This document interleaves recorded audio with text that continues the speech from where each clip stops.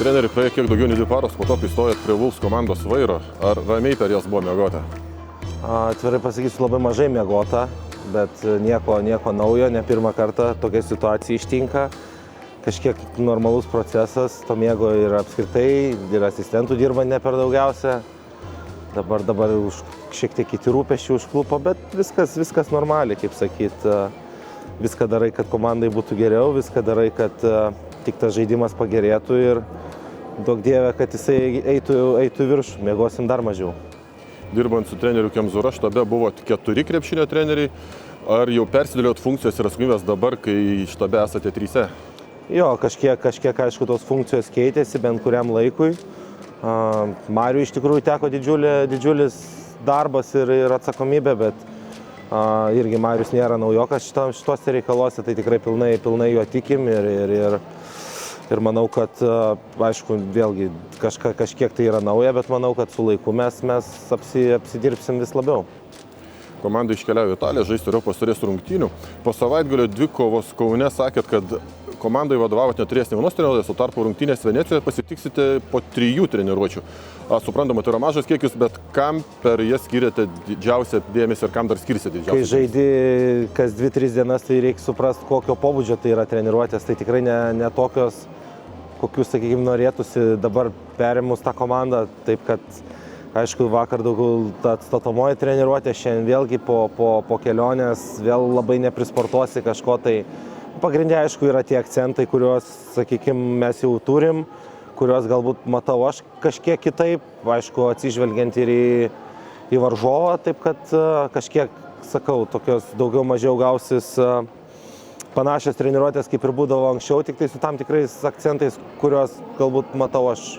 Kiek šiuo metu komandos žaidimo apskritai svarbus yra taktiniai dalykai? Gal dabar yra svarbiau atgaivinti prarastą pasitikėjimą savo galimybėmis? Iš dalies sutikčiau, tikrai.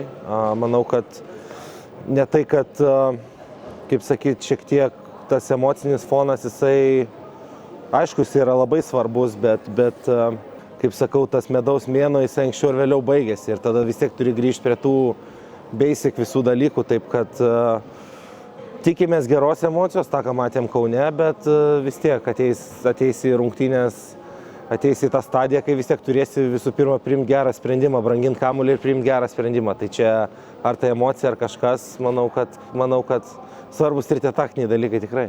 UMA narė ir dar neprarado šansų patekti į Europos taurės atkrintamąsias, o Wolves jų nebeturi.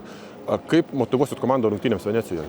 Aš manau, mūsų geriausia motyvacija yra tai, kad mūsų paskutinės, nežinau kiek iš eilės rungtynės, tiek imant ir Rygoje rungtynės ir dar prieš tai kelias buvusios, aš manau, geresnės motyvacijos jos nėra. Ir aišku, liko tik 3 rungtynės, bet aš manau, tiek vyrukam, tiek man nesinori baigti Europos taurės su kažkokia tai labai jau prasta nata.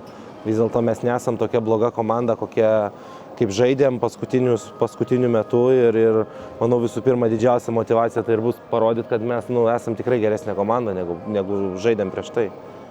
Suprantama, kad dabar didžioji dalis minčių sukasi apie taip, kaip pagerinti Wolves komandos žaidimą, bet vis tiek kokios detalės bus svarbiausios tikitės pergalės trečiadienį?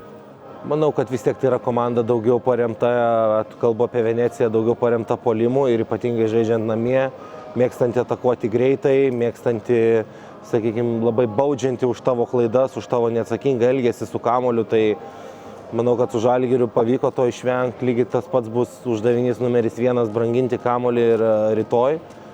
Ir tuo pačiu stengiantis daugiau velti juos į tą pozicinį žaidimą, nes gynyboje tikrai matom vietų, per kuriuos galima bus atakuoti.